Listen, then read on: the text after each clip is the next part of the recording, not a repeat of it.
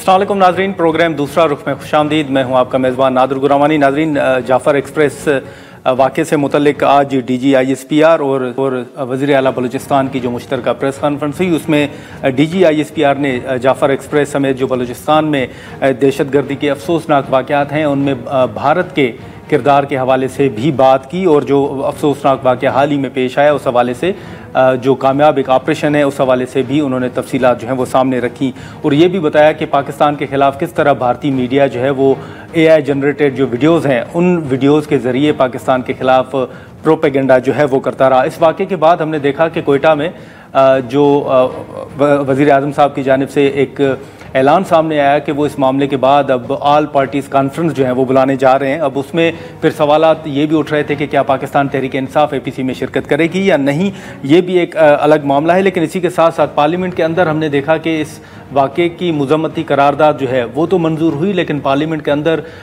हुकूमती और opposition benches दोनों की तरफ से एक दूसरे के ऊपर इल्ज़ामात भी देखने को मिले। अब इस मामले पर सबको मुतहद होने के हवाले से जो एक बात सामने आ रही थी कि सबको मुतहद होना पड़ेगा, उस हवाले से और ख़ास तौर पर अब बलूचिस्तान हुकूमत कौन से अहम फैसले करने जा रही है। और इसी के साथ साथ अगर हम बात करें तो नेशनल एक्शन प्लान 2 के हवाले से जो बिलावल भुट्टो जरदारी साहब की तजवीज़ आई है उस हवाले से भी हम बात करेंगे। तर्जुमान बलूचिस्तान हुकूमत शाहिद रिंद साहब और साबिक सरबराह नेक्टा जो हैं एहसान गनी साहब, वो हमारे साथ मौजूद हैं। बहुत शुक्रिया शाहिद रिंद साहब, एहसान गनी साहब, आपने वक्त निकाला। शाहिद रिंद साहब, आपसे शुरू करेंगे। इस वक्त आज हमने वज़ीर आला बलूचिस्तान साहब की जो प्रेस कॉन्फ्रेंस है वो भी सुनी। अब यहाँ पर कुछ चीज़ें जो है वो ट्रेन सर्विस के हवाले से भी सामने आ रही थी। बलूचिस्तान में हाल ही में जो अफसोसनाक वाक़या पेश आया, उसके बाद ट्रेन सर्विस के अलावा कौन से दीगर अहम फैसले हैं जो बलूचिस्तान हुकूमत की जानिब से किए गए, और ख़ास तौर पर ये जो सर्विस है ट्रेन की, ये कितने रोज़ तक मुअत्तल रहने का इम्कान है?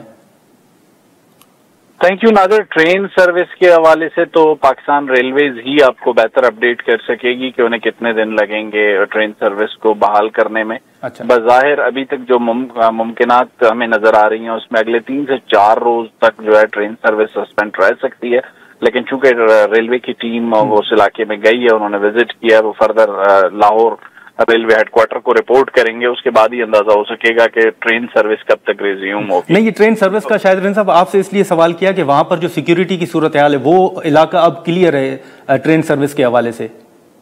जी देखिए, सिक्योरिटी पॉइंट ऑफ व्यू से वो इलाका क्लियर कर दिया गया, क्लियरेंस ऑपरेशन उधर कंप्लीट हो गया। अब चूंकि धमाके के नतीजे में जो रेलवे ट्रैक को नुकसान पहुंचा है, उस रेलवे ट्रैक को बहाल करने में कितना टाइम लगेगा इसके मुतालिक पाकिस्तान रेलवे ही बेहतर बता सकती। ठीक है, तो इसके बाद मजीद कौन से अहम फैसले हैं जो आप समझते हैं कि बलूचिस्तान हुकूमत ने किए हैं या करने जा रहे हैं? देखिए, बलूचिस्तान की सूबाई हुकूमत बलूचिस्तान की सूरत हाल पर जो भी फैसले हैं उन फैसलों के लिए एक जिसे कहते हैं समझते हैं वज़ीर आला का ये ओपिनियन है कि किसी भी मामले पर उनकी अपनी जाती राय और उनका अपना नजरिया एक तरफ है। बलूचिस्तान का जो भी फैसला है वो बलूचिस्तान की सूबाई असम्बली के मुंतखब ऐवान ने करना है, वफाक में मौजूद कौमी सियासी क़यादत ने करना है। तो चीफ मिनिस्टर बलूचिस्तान इस वक्त बहुत वाज़ेह हैं इस बात पर कि इस सूरत हाल से जिस अंदाज में भी निमटना है, डायलॉग से निमटना है, डिटरेंस से निमटना है, हर चीज के लिए वो ओपन है कि एक डायलॉग करना है तो पॉलिटिकल स्टेक होल्डर्स बैठें, डायलॉग करें। आज उन्होंने एक बहुत क्लियर इंडिकेशन दिया कि अगर बलूचिस्तान की सूरत हाल को बेहतर करने के लिए नेशनल एक्शन प्लान में भी तरामीम की जरूरत है तो उस पर भी बैठकर बात की जा सकती है। तो क्या इस पर भी हुकूमत गौर कर रही है कि मालिक बलूच साहब हों या अख्तर मेंगल साहब हों, कोई उनको भी दोबारा कोई इंगेज किया जाएगा, कोई बातचीत होगी? देखिए, एंगेजमेंट डॉक्टर मालिक साहब के साथ चीफ मिनिस्टर बलूचिस्तान जब से ये हुकूमत फॉर्म हुई है, बावजूद इसके कि डॉक्टर मालिक साहब की जमात इस वक्त बलूचिस्तान सूबाई असम्बली में अपोजिशन में है, लेकिन बहुत से मामलात में उनकी चीफ मिनिस्टर के साथ एक जिसे कहते हैं अच्छे राब्ते मौजूद हैं, डिस्कशंस होती हैं, डिबेट्स होती हैं। बहुत सी चीजों में डॉक्टर मालिक साहब गवर्नमेंट से इत्तफाक करते हैं, बहुत सी चीजों में इत्तफाक नहीं करते। सरदार अख्तर मेंगल के साथ मियां शहबाज शरीफ ने भी इंगेज करने की कोशिश की, उन्होंने उनसे माजरत की मुलाकात से, और चीफ मिनिस्टर बलूचिस्तान भी वाज़ेह तौर पर कह चुके हैं कि जिसने भी बात करनी है उनके दरवाजे उनके लिए खुले हुए हैं। लेकिन अगर कोई बात नहीं करना चाहता तो इस पर मजीद क्या कहा जा सकता। ठीक है, शाहिदीन साहब आप साथ ही रहिएगा। सर, एहसान गनी साहब भी हमारे साथ मौजूद हैं। एहसान गनी साहब, आपने देखा एक तजवीज़ सामने आई थी कि नेशनल एक्शन प्लान 2 जो है वो बनाया जाए, ये बिलावल साहब की तरफ से एक तजवीज़ सामने आई थी। आप समझते हैं कि इस वक्त नेशनल एक्शन प्लान 2 जो है उसकी ज़रूरत है, और जो पहला एक प्लान था उस पर अमल दरामद अगर नहीं हो सका मुकम्मल तौर पर, तो उसकी वजूहात आपकी नज़र में क्या है? पहले तो यह है कि नेशनल एक्शन प्लान 2 बन चुका है और फेल हो चुका है, तो अब तो 3 की बारी है ना। या मेरी वो ये है रिकमेंडेशन जो लोग बना रहे हैं इसको या बनाने का सोच रहे हैं कि वो ये 2-3 के चक्कर से निकल जाए। उसको बेशक आप नेशनल एक्शन प्लान 2025 बना दें। अब आपने जो दूसरा सवाल या उसका जुज़ जो है वो ये है कि पहले प्लान ने क्या कर लिया जो दूसरा प्लान काम कर लेगा, तो वो दुरुस्त है किसी हद तक आपकी बात।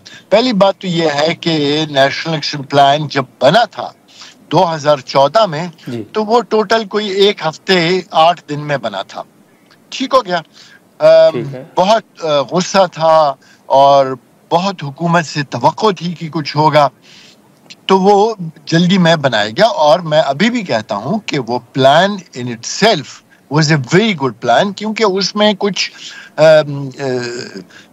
टैक्टिकल सीटी के पॉइंट्स थे, कुछ स्ट्रेटेजिक सीटी के पॉइंट्स थे और कुछ हाइब्रिड पॉइंट्स भी थे।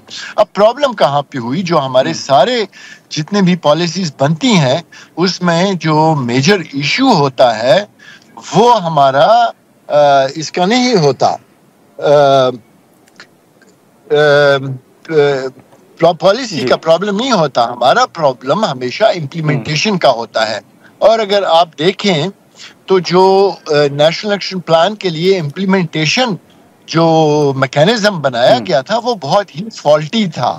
उन्होंने ये किया था कि 16 सब कमेटियां बना दी, जिनमें से 12 सब कमेटियों के कन्वीनर इंटीरियर मिनिस्टर थे। अब वो खुद इतने बिजी थे कि वो उसके लिए टाइम नहीं दे सके। और दूसरा, ओवरसाइट का कोई नहीं था कि इम्प्लीमेंटेशन हो रही है ये नहीं हो रही। मेरी जाती राय में नेशनल एक्शन प्लान के अलावा और नेक्टा के अलावा आपके पास कोई दूसरा नेशनल एक्शन प्लान को यकीन करें, हमने एक ड्रामा बना दिया था, एक पंचिंग बैग बना दिया था। पॉलिटिकल पॉइंट स्कोरिंग उनसे हम करते थे। अभी भी मैं कहता हूं कि बिलावल का बिल्कुल सही है और बहुत सारे लोगों ने दोबारा उसके ऊपर बात की है और वो चाहते हैं। और national action plan should always be revised, लेकिन अगर आप उसकी ओनरशिप प्राइम मिनिस्टर साहब नहीं लेते और वो डिप्टी प्राइम मिनिस्टर को या किसी ऐसे, इसके लिए मेरी नजर में एक high powered national task force बननी चाहिए जो प्राइम मिनिस्टर ऑफिस से ऑपरेट करे। और वो और एक तो हो गया इसका इम्प्लीमेंटेशन, दूसरा एक फॉर्मुलेशन, दूसरा इम्प्लीमेंटेशन, नहीं। लेकिन सर आप एहसान गनी साहब, आप टास्क फोर्स की बात कर रहे हैं, लेकिन नेक्टा भी तो सर बना था ना, तो आप समझते हैं कि नेक्टा वो काम नहीं कर सका? मैं आपको बताता हूं, नेक्टा का जो फंक्शन है वो इम्प्लीमेंटेशन नहीं है। वो पॉलिसीज बनाते हैं, वो कोऑर्डिनेट करते हैं। हाँ, उनका जो काम है वो है monitoring of the policies. Implementation का उनका नहीं है। और ये मैं आपको बता दूं कि सबसे पहले जो नेशनल एक्शन प्लान जब बना तो उसकी इम्प्लीमेंटेशन का काम इंटीरियर मिनिस्टर को दिया गया था। ठीक है, लेकिन एहसान गनी साहब आप खुद नेक्टा के सरबराह रह चुके हैं। जी जी जी जी एहसान साहब। हाँ, पहले मिनिस्टर को दिया गया, फिर वो दिया गया नेशनल सिक्योरिटी एडवाइजर को, फिर वो दिया गया एडिशनल सेक्रेटरी इंटीरियर को। तो आप देखेंगे कि आप उसको शटल कॉक बना दिया। इम्प्लीमेंटेशन का काम कभी एक को दे रहे हैं कभी दूसरे। अब आप सवाल कर रहे हैं, आप क्या सवाल कर रहे हैं? जी एहसान गनी साहब, मैं ये पूछना चाह रहा था कि आप खुद सरबराह रहे हैं नेक्टा के, आप थोड़ा शेयर करेंगे कि उस वक्त आपको किन मराहिल से, किन मुश्किलात से आपको गुजरना पड़ा, कहाँ कहाँ क्या क्या आपने तजावीज़ दी जिन पर अमल दरामद जो है नहीं हो सका था? जी बिल्कुल, जो नेशनल एक्शन प्लान के हवाले से मैंने तजावीज़ दी और जिन पे अमल नहीं हो सका, पहली तजवीज़ मैंने ये दी जब मैंने 2015 में टेक ओवर किया, तो मैंने इम्प्लीमेंटेशन प्लान उसका देखा और मैंने ये देखा कि 16 सब कमेटीज हैं, तो मैंने उन सब कमेटीज को एक खत लिखा और दूसरा मैंने मिनिस्टर इंटीरियर को फाइल भेजी और उनसे कहा कि आप 12 कमेटी के कन्वीनर हैं, आप मेहरबानी और डेट्स बता दें कि इनकी मीटिंग्स कब बुलाएं। नथिंग हैपेंड ऑन दैट, कोई मीटिंग नहीं हुई। फिर मैंने 2016 यानी जब 2 साल हो गए नेशनल एक्शन प्लान को, तो फिर मैंने मिनिस्टर साहब को तजवीज़ दी और उनको मैंने कहा कि 2 साल हो गए हैं, 2 साल में बड़े चैलेंजेस नए आ जाते हैं, पुराने काम हो चुके होते हैं, तो हम यूँ करते हैं कि रिविजिट करते हैं। हाँ बिल्कुल एहसान गनी साहब, माजरत आपकी मैं बात काट रहा हूँ, लेकिन मैं सिर्फ आपसे ये भी जानना चाहूँगा कि बलूचिस्तान के हवाले से मुख्तलिफ तजावीज़ और बातें तो हो रही हैं, जैसे बिलावल साहब की भी आपने बात की, हमने बात की। आपकी नज़र में बलूचिस्तान का मसला असल है क्या? ऐसा है कि मेरे समेत पूरे पाकिस्तान में किसी को मैंने ये कोई 1 साल पहले एक इंटरव्यू दिया था किसी को, वो जो बड़ा वायरल हो गया है, जिसमें मैंने ये अर्ज की थी कि ये मेरा कॉल है और कॉल ये है कि बलूचिस्तान का प्रॉब्लम ये है कि किसी को पता नहीं है पाकिस्तान में कि बलूचिस्तान का प्रॉब्लम क्या है।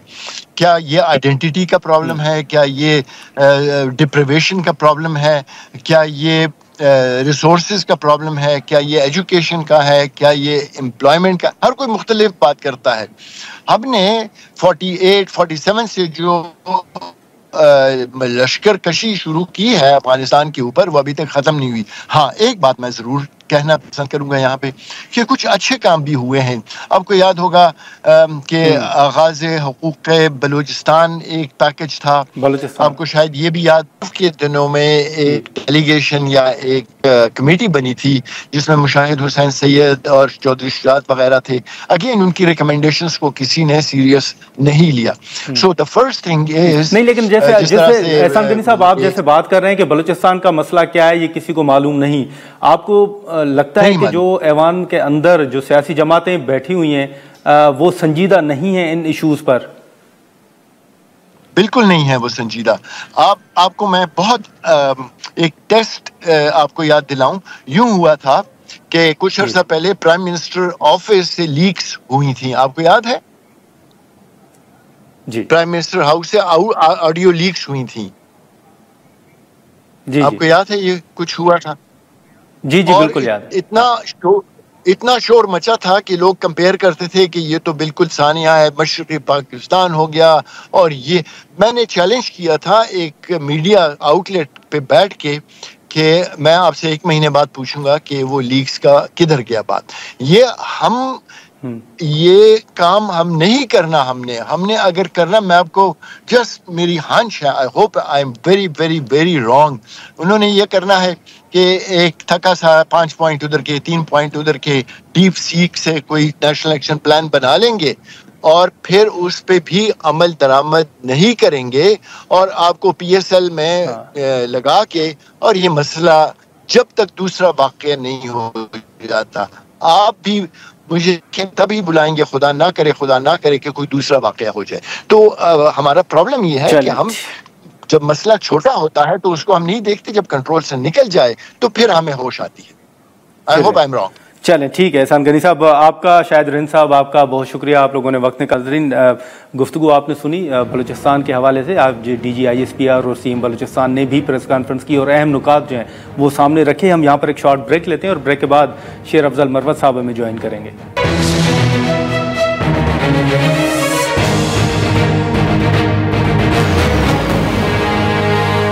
प्रोग्राम में एक बार फिर खुशामदीद। शेर अफजल मरवत साहब बहुत शुक्रिया वक्त निकालने का। हम पहले भी जो बलूचिस्तान की सूरत हाल है उसी पर बहस कर रहे थे। हमने कौमी असम्बली के अंदर आपकी तकरीर भी सुनी, ख्वाजा आसिफ साहब की भी, और जो पाकिस्तान तहरीक इंसाफ की दीगर रहनुमा थे असद कैसर साहब, उनका जवाब भी हमने सुना। आज DG ISPR और वज़ीर आला बलूचिस्तान जो हैं उनकी प्रेस कॉन्फ्रेंस के कुछ नुकात यकीनन आपकी नज़र से भी गुजरे होंगे। अब उसमें कल भी अगर आप ऐवान की कार्रवाई देखें तो उसमें जो इल्ज़ामात थे वो पाकिस्तान तहरीक इंसाफ के ऊपर भी लगाए जा रहे थे कि बाहर बैठे कुछ अकाउंट जो हैं वो पाकिस्तान के ख़िलाफ़ एक मुहिम चला रहे थे। हुकूमत की जो तनकीद है, आप उससे इत्तफ़ाक़ करते हैं कि वाकई PTI के कुछ अकाउंट्स हैं जो पाकिस्तान के ख़िलाफ़ मुहिम चला रहे थे? बहुत शुक्रिया।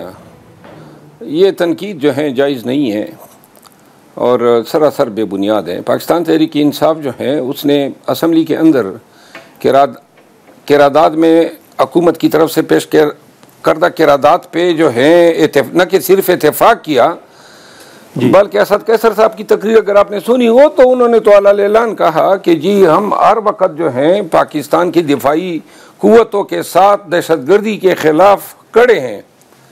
जी, ये जो लोग हैं जो बाहर बैठ के आप बता रहे हैं कि अकाउंट से जो हैं बेसरोपा बातें कर रहे हैं, लाखों लोगों के अकाउंट्स हैं।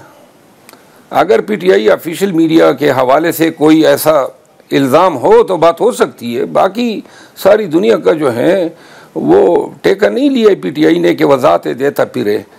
ये वैसी भी अदरवाइज ये बहुत तराजी है। लेकिन ये जो एक तनकीद है मरवा साहब कि आप लोग जो हैं, वज़ीर आज़म साहब ने भी कल जो प्रेस कॉन्फ्रेंस की, जो मीडिया से गुफ्तगू की, ख़ास तौर पर जो एक मीटिंग के दौरान उन्होंने बात की है, उसमें भी उन्होंने कहा है कि पीटीआई जो है वो किसी हद तक माजी की उन्होंने बात की कि आप नरम गोशा रखते हैं टीटीपी के लिए।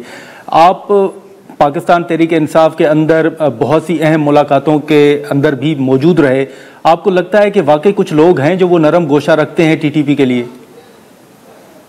ये भी मेरा ख्याल है कि एक बहतान है। 18 में जब इनको ये रिहेबिलिटेशन की बात ही हुई, उस वक़्त के एस्टेब्लिशमेंट की माँ पे वही बात कोट की जाती है। बाकी पाकिस्तान तहरीक इंसाफ के दौर में अमन का होना जो है इनको कट रहा है।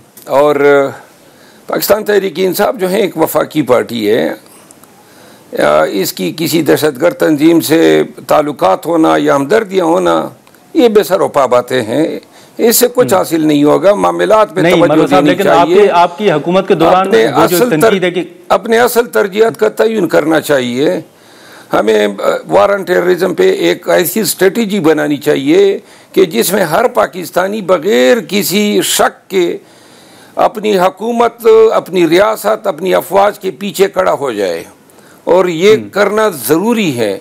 इसके करने के लिए ये भी ज़रूरी है कि जो शकूक हैं, जो तकसीम है मुआशरे में और जो दीवारें खड़ी हुई हैं दरमियान में, ये रफ़ा की जाए। क्योंकि अब सियासी इंतकाम का वक्त नहीं है, बल्कि रियासत की सर्वाइवल की बात है।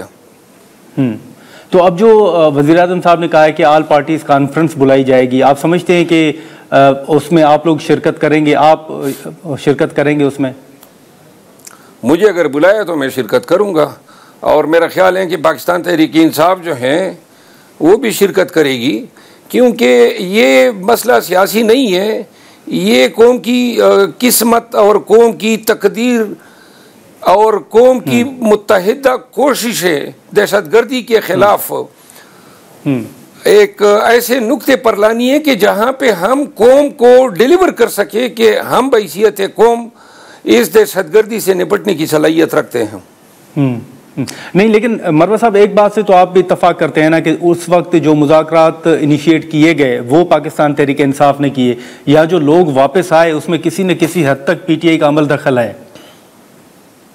नहीं, वो मुज़ाकरात जो थे वो कोई हुकूमत का फैसला तो नहीं था ना, कैबिनेट का फैसला था। कोई उस वक़्त की हुकूमत ने कानून साजी की थी, एक तजवीज़ उस वक़्त के एस्टेब्लिशमेंट के सरबराहान लेकर आए, पार्लियामेंट की सिक्योरिटी कमेटी के सामने रखा, तमाम पार्टियों ने सुना और तमाम पार्टियों ने एग्री किया। तो इस समय सिंगल आउट करना पीटीआई का कि पीटीआई का कोई किरदार है, और जिन्होंने एग्री किया, जिन्होंने मंजूरी दी, वो नून भी है, पीपल पार्टी भी है, जेयूआई भी है, उनसे क्यों नहीं पूछते हो? या वो जो है वो कंपोनेंट नहीं थे इस रजामंदी के? अच्छा, मतलब इसमें सारों की आपके मुताबिक रजामंदी शामिल थी? ये तो पाकिस्तान की तारीख का हिस्सा है। अच्छा, लेकिन मरवा साहब इस वक्त बलूचिस्तान के अलावा पारा चनार की अगर बात करें तो वहाँ पर भी तो सवालात उठ रहे हैं ना। वहाँ तो पीटीआई की हुकूमत है, वहाँ पर गंडापुर जो है वो वजीर आला हैं। आज भी वहाँ पर उस तरह अगर आप बात करें तो अमन अमान की सूरत हाल आपके सामने है, तो वो तनकीद तो फिर हुकूमत के ऊपर जायज़ है ना? ये जो बलूचिस्तान का वाक़या हुआ है, इस साने के कोई इल्ज़ाम तराशी बलूचिस्तान हुकूमत पे हो रही है? किसी ने कहा है कि बलूचिस्तान हुकूमत की नाकामी है? या ये बलूचिस्तान हुकूमत की जिम्मेदारी थी? जहां तक कुरम का ताल्लुक है, कुरम के लिए जितना हो सका प्रोविंशियल गवर्नमेंट ने किया। कुरम में जो हालात हैं वो मसले की बुनियादों पे ख़राब हुए हैं। वहाँ पे मिलिटेंट्स, ये तालिबान या BLA नहीं ऑपरेट कर रही है और मसले की बुनियादों पे एक जंग छिड़ी हुई है और ये दोनों मसले के जो हैं अपनी धरती, अपनी ज़मीन का अमन ख़राब किए हुए हैं, अपने ही बच्चों के दुश्मन बने बैठे हैं।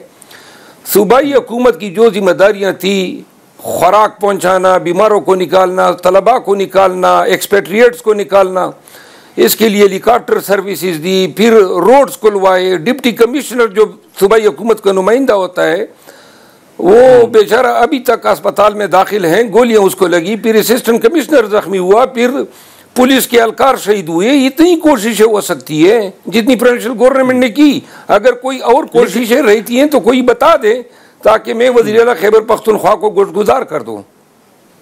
मरवा साहब, जैसे आपसे मुतल्लिक एक फैसला आया पार्टी का, उसके बाद खैबर पख्तूनख्वा के अंदर जो सूबाई सदर हैं उस हवाले से फैसला सामने आया, क्या खैबर पख्तूनख्वा के अंदर आप या मरकज़ में मज़ीद तब्दीलियाँ देख रहे हैं? किसी जो करीबी दोस्त हैं, अगर आपको कोई गुफ्तगू हुई हो या कोई मालूमात आप तक पहुँची हो? मेरी तो दुआ है कि अल्लाह पाकिस्तान तहरीक इंसाफ को मुत्तहिद और मुतफिक रखे। बेशक मुझे शामिल न करे, लेकिन ये पार्टी जो है पाकिस्तान की एक ज़रूरत है, ये एक इंस्टीट्यूशन है और ये वफाक की एक इलामत है यकजहती की। पाकिस्तान को ज़रूरत है इस पार्टी की।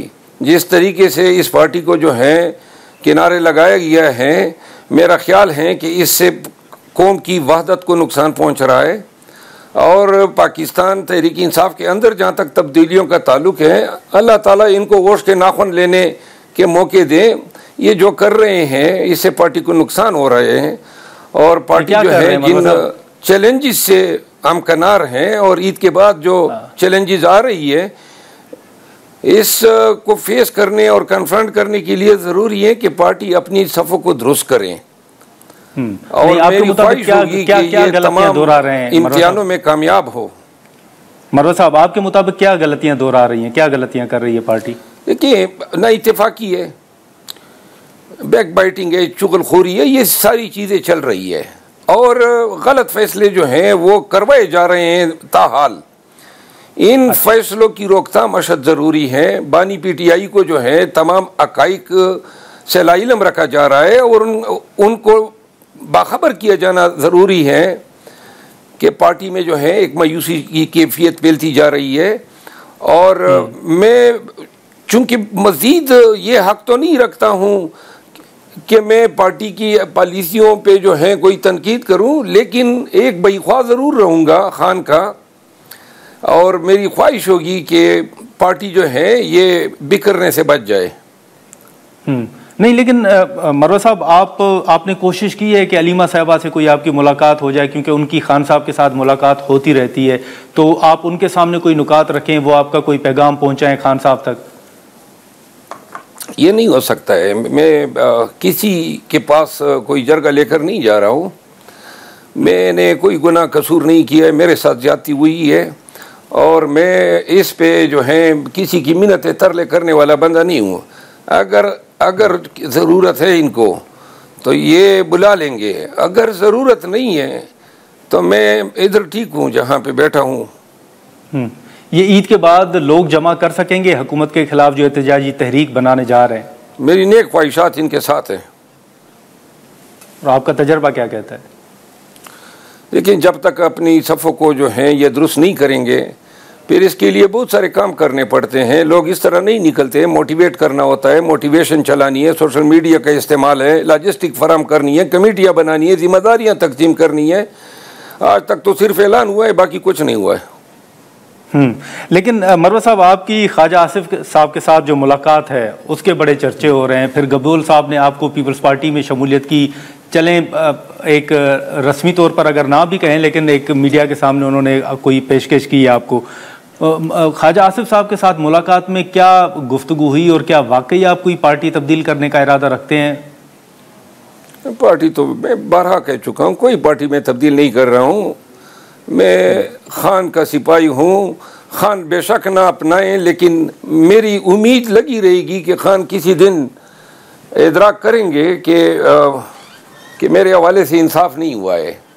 ख्वाजा आसिफ साहब से मुलाकात जो है वो बहुत से लोगों को बुरी लगी होगी, लेकिन अब जब इन्होंने मुझे पार्टी से निकाल दिया है तो फिर मैं किससे मिलता हूँ किससे नहीं मिलता हूँ, इसका किसी से कोई सरोकार ही नहीं होना चाहिए। चाहे नबील गबोल साहब हो, चाहे ख्वाजा आसिफ साहब हो। एक वक्त था जब तक पार्टी में था तो एक अखलाकी पाबंदियाँ थी, अब वो रिश्ता नहीं रहा।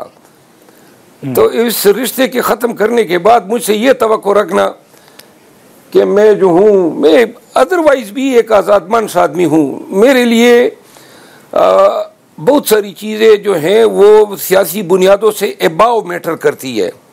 इंसानी अभी तक आपको इस्तीफे का तो नहीं कहा गया ना, अक़दार है, वैल्यूज़ है। तो लिहाजा ख्वाजा आसिफ साहब बहुत सारे लोगों को बुरा लगता होगा, लेकिन मुझे बुरा नहीं लगता है। नहीं मरवा साहब, आपको पार्टी की तरफ से इस्तीफा देने का तो नहीं कहा गया ना अभी तक? अभी तक नहीं कहा गया है, जब कहा जाएगा तो इंशाल्लाह देखेंगे। अच्छा, लेकिन आपने हाल ही में जो झगड़ा साहब के हवाले से बात की थी, करप्शन के हवाले से, तो उन्होंने शायद आपको कोई लीगल नोटिस भी भेजा है मरवा साहब, एक तो उसका बताइएगा। दूसरा, करप्शन के हवाले से तो जो हुकूमत के मुखालफिन है, सूबाई हुकूमत के मुखालफिन, वो तो आज भी ये इल्ज़ामात लगा रहे हैं कि वहाँ पर गवर्नर जो है वो दुरुस्त नहीं है, वहाँ पर करप्शन अभी भी हो रही है। देखिए, ये आप इतने मंजे हुए साफ़ी हैं, इस तरह का इल्ज़ाम तो आप ना लगाएं, कोई स्पेसिफिक इल्ज़ाम लगाएं ना ताकि मैं बात करूँ। नहीं मरवा साहब, ये मेरी राय नहीं है, ये आपके जो मुखालफिन है वो कह रहे हैं कि वहाँ पर पूरी की पूरी जो हुकूमत है वो सिर्फ वफाक पर चढ़ाई करती है, वहाँ पर गवर्नेंस नहीं हो रही। नहीं, मतलब एक किस किस्म की करप्शन है, कोई आप बताएं ना, कोई हवाला दे। इस तरह तो जर्नल एलिगेशन है जिसकी कोई वैल्यू नहीं है। खैबर पख्तनख्वा की हुकूमत जो है उसने साबिका 2 हुकूमतों से 1000 गुना बेहतर परफॉर्म किया है। खाली ख़जाना मिला, अभी इनके पास तकरीबन 1.5 से 200 अरब रुपए ख़जाने में मौजूद हैं। 40 अरब रुपए IMF की अदायगियाँ की। साबिका हुकूमत की गलत पॉलिसियों को जो है इन्होंने एड्रेस किया और तकरीबन 70 से 80 अरब रुपए उनके कर्जे अदा किए। फिर अमन व अमान के हवाले से इतने दिगर दुआ हालात के बावजूद, जहां आप अगर बड़ा चिनार की हालत देख लें, हेलीकॉप्टर सर्विस प्रोवाइड की, रास्ते खुलवाए, बाकी हमारे अपने इलाके में शोरश है, वहाँ पे लॉजिस्टिक दी है पुलिस को। लेकिन झगड़ा साहब के ऊपर जो आपने बात की थी मरवा साहब, वो भी तो उस वक्त भी तो आप ही की सूबाई हुकूमत थी ना, और तो साबिका हुकूमतों को मैंने कभी क्लीन चिट तो नहीं दी है। अच्छा, अभी भी मुझे ये इल्म हुआ है कि मौजूदा KP हुकूमत में भी एक वजीर साहब जो हैं वो जो है अपने ऑफिस का नाजायज़ इस्तेमाल कर रहे हैं, रिश्तेदारियां निभा रहे हैं और दुनियावी आमदन के लिए वो सरकार के जो वसाइल हैं उनका ज़िया कर रहे हैं। और इस हवाले से मैं अनकरीब CM KP को भी आगाह करूंगा और PTI की सीनियर लीडरशिप को बताऊंगा, चाहे किस लेवल पर हो, माजी में हो या आज हो। आज हो एक फ़र्ज है बैसियत पाकिस्तानी का और PTI के एक बईख्वाह का कि नकाइज की निशानदेही करता रहूंगा। उस वजीर का नाम लेना पसंद करेंगे मरवा साहब? बल्कि एक वजीर के साथ साथ एक सीनियर ब्यूरोक्रेट भी है, वो जनाब फंड की तकसीम में लगा हुआ है, मनमानियां कर रहा है। ये सारी चीजें अब सामने आ रही हैं और इनका एन वक्त पे तदारुक होना चाहिए। मरवा साहब, आप उनका नाम लेना पसंद करेंगे? यार इतने नाम लिए हैं, कल भी अगर मिनिस्टर का नाम बता दें। झगड़ा साहब के नाम लेने पे मुझ पे नाराजगी का इजहार कर रहे थे। हाँ। तो आपने झगड़ा साहब का सवाल किया ना, तो मैंने फिलवक्त गोल किया, क्योंकि मैं असद कैसर साहब को नाराज नहीं करना चाहता हूँ। चलें चलें चलें, मैंने कहा अगर आप मिनिस्टर साहब का नाम बता देते। मिनिस्टर साहब का नाम किसी दिन आ जाएगा जबान पे, जबान हमारी वैसी तालु से बाहर हो जाती है। चलें ठीक है मरवा साहब, बहुत शुक्रिया, आपने वक्त निकाला। नाज़रीन, शेर अफजल मरवा की गुफ्तगू आपने सुनी। हम यहाँ पर एक शॉर्ट ब्रेक लेते हैं और ब्रेक के बाद जो मुस्लिम लीग नून का मौक़िफ़ है वो जानने की कोशिश करेंगे।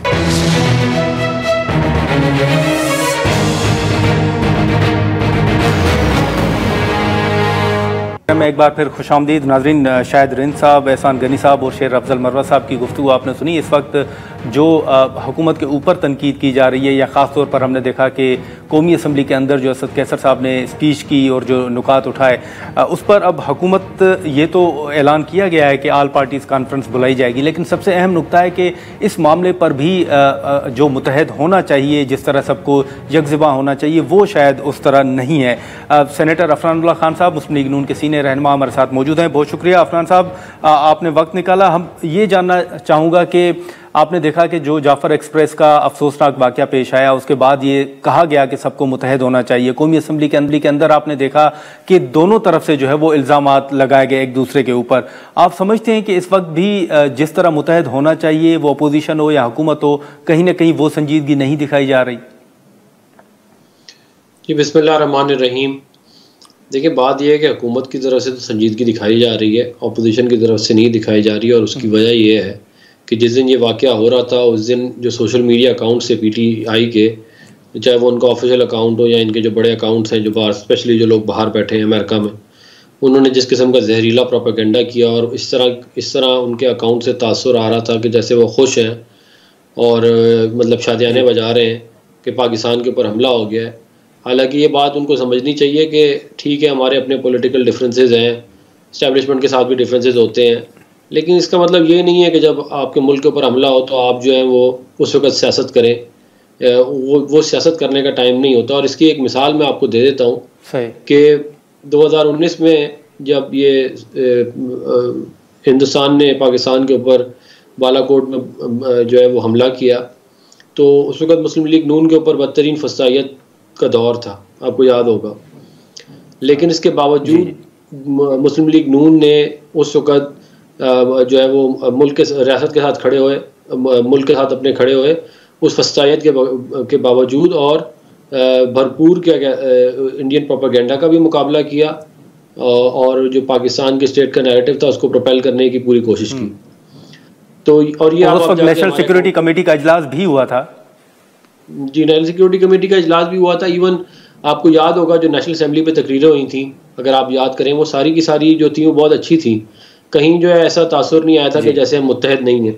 मगर बदकिस्मती से जो है वो अभी जब ये हमले होते हैं उस पर ऐसा तासुर दिया जाता है जैसे जो है वो ओहो देखें जी ये तो बड़ा अच्छा हो गया, क्योंकि ये हम वैसे भी हमारे साथ बड़ा जुल्म हो रहा है, तो देखें ये हम तो हमारी बात प्रूव हो जाती है।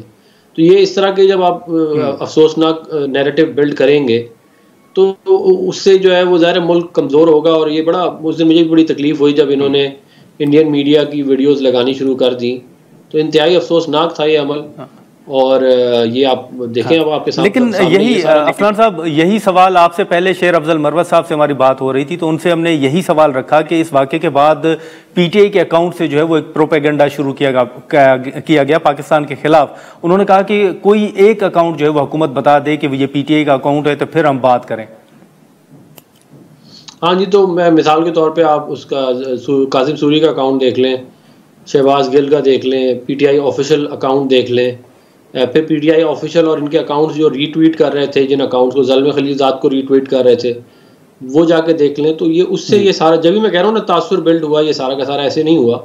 आपको क्या ज़रूरत है उस दिन जो है आप पाकिस्तान के दुश्मनों को अकाउंटों को रीट्वीट करने की, जो वो प्रोपेगेंडा कर रहे हैं उसको रीट्वीट करने की। एक जगह पे ये कहा गया कि देखे जी जो है वो वहाँ पे जो है वो उन्होंने दहशतगर्दों ने औरतों को छोड़ दिया है, मगर यहाँ पे जो है वो यास्मीन राशिद को नहीं छोड़ा जा रहा, ये इनके अकाउंटों से कहा गया।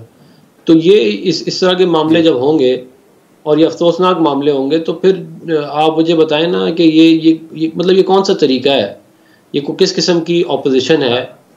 और ये मतलब तो आप समझते हैं कि इस वाक़े के बाद जिन लोगों ने ट्वीट्स किए, सोशल मीडिया पे मुहिम चलाई अफनान साहब, उनके खिलाफ कोई हुकूमत इरादा रखती है कि पेका एक्ट के तहत कार्रवाई करे?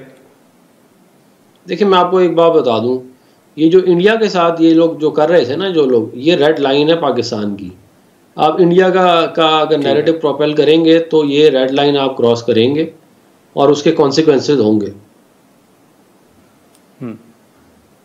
तो आप समझते हैं कि कार्रवाई हुकूमत कर सकती है या कोई इरादा रखती है?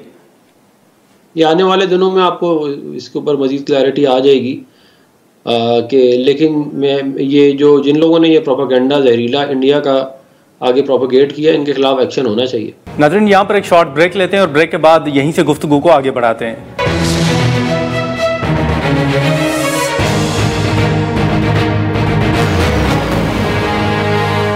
प्रोग्राम में एक बार फिर खुशामदीद। अब हमने देखा है कि जो प्राइम मिनिस्टर साहब ने भी एक फैसला किया कि शायद ऑल पार्टीज कॉन्फ्रेंस है वो बहुत जल्द होने जा रही है। फिर उसमें एक नुक्ता ये भी उठा कि क्या पाकिस्तान तहरीक इंसाफ को दावत दी जाएगी और उनको कायल किया जाएगा कि वो APC में शिरकत करें। देखिए, इसके अंदर एक ये फ़र्क किया जा सकता है कि जिन लोगों ने ये इंडियन प्रोपेगेंडा को प्रोपेल नहीं किया PTI में, उनसे तो बात की जा सकती है, और बहुत सारे ऐसे अकाउंट्स थे जिन्होंने जो है वो स्टेट का नैरेटिव ही आगे लेके गए, तो ये उनसे ज़रूर बात हो सकती है। मगर जो लोग मतलब कि इस हद तक गिर गए हैं कि उनको ये नई तमीज़ रही कि दोस्त कौन है दुश्मन कौन है, उनसे क्या बात करेंगे आप। अच्छा, लेकिन एक चीज़ जो अफनान साहब पार्लियामेंट के अंदर उस दिन भी हमने देखा कि लोगों को अफगानिस्तान से वापस लाने की बात हुई। मरवा साहब से अगेन हमने वही सवाल किया कि आप समझते हैं कि PTI जो है वो रिस्पॉन्सिबल है, तो उन्होंने कहा कि नहीं, PDM की हुकूमत का यह फैसला था और उस वक्त काबीना का जो फैसला था उसमें और पार्लियामेंट के अंदर जब फैसला हुआ तो उसमें मुस्लिम लीग नून भी शामिल थी और पीपल्स पार्टी और JUI भी शामिल थी, तो लोगों की वापसी के फैसले में तमाम जमातें जो थी वो ऑन बोर्ड थी। नहीं, मरवत साहब उस वक्त थे नहीं नेशनल असेंबली में, तो शायद इसलिए उनके पास शायद एक्यूरेट इन्फॉर्मेशन नहीं है, लेकिन मैं आपको बता देता हूँ क्योंकि मैं था, मुझे याद है। इसका ये जो फैसला है ये इमरान खान साहब की काबीना का फैसला है, ये PDM की गवर्नमेंट का नहीं है। आप रिकॉर्ड चेक कर लें, ये अवेलेबल है रिकॉर्ड। और इसके अंदर जनरल फैद और जनरल बाजवा दोनों इन्वॉल्व थे और दोनों ये चाह रहे थे कि ये फैसला हो। और ये फैसला बहुत सारे लोगों ने खड़े होके, जब ये पार्लियामान को ब्रीफिंग देने के लिए आए तो खड़े होकर इनको मना किया कि ये ना करें वरना आग लग जाएगी, मगर इन्होंने पार्लियामेंटेरियन से बदतमीज़ी की वहाँ पे, और ये फैसला बगैर पार्लियामेंट के विल के बगैर, किसी रेजोल्यूशन के बगैर, किसी वोट के बगैर ये खुद इन्होंने जो है ये फैसला लिया, इमरान खान की काबीना ने और ये जो दो मौसूफ जिनका मैंने नाम लिया उन्होंने। तो ये लोग प्राइमरीली रिस्पॉन्सिबल हैं। ये अब आप उसको इधर घुमाएं उधर घुमाएं, ये रिकॉर्ड का हिस्सा है जो मैं कह रहा हूँ, मैं ये ऐसे ही नहीं कह रहा, आप इसको चेक कर सकते हैं। नहीं, लेकिन अफनान साहब वो तो कहते हैं कि 2023 में जब PDM की हुकूमत थी तो उस वक्त ख्वाजा आसिफ साहब ने भी दौरा किया था अफगानिस्तान का। देखें, वो तो जब आपका हो गया ना फैसला, आप ले आए उनको अपनी हुकूमत ख़त्म करने से पहले, एक आपने पॉलिसी बना दी कि जी अब रिकन्सिलिएशन होनी है, उनको सारी जेलें खोल के बाहर निकाल दिया, इधर बलूचिस्तान में सारे रेबल्स को बाहर निकाल दिया, उधर जो है उनको 40,000 को लाके बात कर दिया, और इमरान खान की वीडियो मौजूद है। मतलब ये क्या, इसके ऊपर कोई बहस होने की ज़रूरत है, जिसमें वो खुद कह रहा है कि जी 40,000 बंदों को हम क्या वापस ना लाएं तो क्या करें। हालांकि ये भी फ्लॉड आर्ग्यूमेंट है, जब यहाँ पे उनके 30 लाख लोग रह सकते हैं तो हमारे वहाँ पे 40,000 भी रह सकते थे। ये सारा इन्होंने ये एक्चुअल सवाल ये है इन लोगों से कि इन्होंने इसके बस क्या मुफादात अपने लिए इस फैसले को करके, क्योंकि इससे इनको मालूम था कि मुल्क का नुकसान होना है और आग लगनी है, उसके बावजूद उन्होंने ये किया।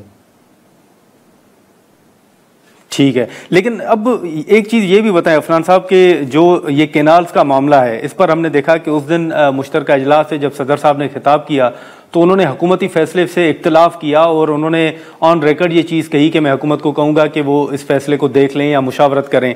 ये फिर एक दूसरी चीज़ें ये सामने आ रही हैं कि सदर साहब ने खुद मंजूरी दी थी इन 6 केनाल्स की। ये असल मामला है क्या? कन्फ्यूजन आप समझते हैं कि किसी हद तक कोई कन्फ्यूजन है, या ये मामला क्लियर है कि सदर साहब ने मंजूरी दी थी और प्रेशर के बाद अब वो जो है थोड़ा पीछे हट रहे हैं? देखिए, ये तो ज़ाहिर है मैं इसके ऊपर तो नहीं कमेंट कर सकता। पीपल पार्टी के कोई बंदा आप बुलाएं जो इसके ऊपर कमेंट करे, प्रेसिडेंट हाउस से किसी को। मेरा ज़ाती तौर पे ख्याल ये है कि इस तरह के काम कॉन्सेंसस के बगैर नहीं हो सकते, ना होने चाहिए, क्योंकि विफाक जो है वो ज़्यादा इंपॉर्टेंट है बजाय किसी कनाल या किसी डैम के।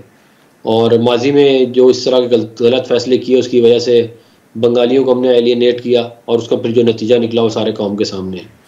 तो जो भी फैसला इसके अंदर होना चाहिए वो उसके ऊपर चारों सूबे का कॉन्सेंसस होना चाहिए, और इसके लिए बहुत सारे प्लेटफॉर्म CCI और इरसा मौजूद है जहाँ पे इस पर बात की जा सकती है। पार्लियामान भी मौजूद है, और मेरा ख्याल है कि जो कंसर्न जो भी पीपल्स पार्टी के लोग हैं और जो इंटीरियर सिंध में या सिंध में जो भी लोग इस पे एहतजाज कर रहे हैं, उनको ऑन बोर्ड लिया जाए इसके ऊपर। नहीं, लेकिन अफरान साहब जो मुकर्ररा वक्त है सीसीआई का इजलास बुलाने के हवाले से, वो भी पीपल्स पार्टी अब तो ये खुल के कह रही है कि आप लोग आइन की खिलाफ वर्जी कर रहे हैं, आइन पर अमल दरामद ना करके सीसीआई का इजलास ना बुला के। देखिए, मेरा ख्याल है कि आने वाले दिनों में ये जो इशू है इसको रिजॉल्व करके हम सीसीआई का इजलास बुला लेंगे, लेकिन सीसीआई का इजलास ज़रूरी नहीं है कि उसी के ऊपर ये पार्लियामान में भी हो सकती है इसके ऊपर बात, और भी फोरम मौजूद है। लेकिन आपको लगता है कि ये जो आने वाला बजट है इसमें कोई पीपल्स पार्टी नाला हो सकती है? क्योंकि उन्होंने कहा है कि अब थोड़ा ही वक्त रह गया, हुकूमत ने अभी तक हमसे मुशावरत नहीं की बजट के हवाले से कि वो क्या करने जा रहे हैं। तो नवीद कमर साहब से हमारी गुफ्तगू हुई थी और उन्होंने कहा कि अगर हमारे तहफ़्फ़ुज़ात दूर ना हुए तो पीपल्स पार्टी इस बात पर सोचेगी कि बजट में हुकूमत को वोट ना करें, लेकिन अगर वोट ना किया तो फिर हुकूमत भी गिर जाएगी। जी बिल्कुल, ज़ाहिर है, अगर आप मनी बिल पास नहीं करा सकते तो हुकूमत कहाँ से चलेगी। लेकिन मनी बिल के अंदर थोड़ा फ़ायदा ये होता है कि आपको सिंपल मेजॉरिटी नहीं चाहिए होती, आपको अपोजिशन से ज़्यादा वोट चाहिए होते हैं। तो वो भी अगर हम इत्तेहादियों के साथ मिलकर करें तो हमारे पास शायद इतने वोट हों कि हम कर सकें, लेकिन ज़ाहिर है पीपल्स पार्टी की सपोर्ट के बगैर हुकूमत का चलाना जो है वो बहुत मुश्किल होगा।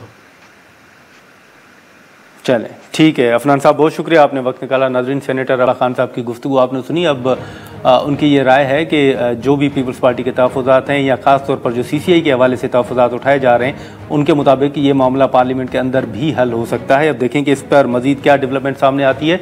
आज के प्रोग्राम में इतना ही, इजाज़त दीजिए, अल्लाह हाफ़िज़।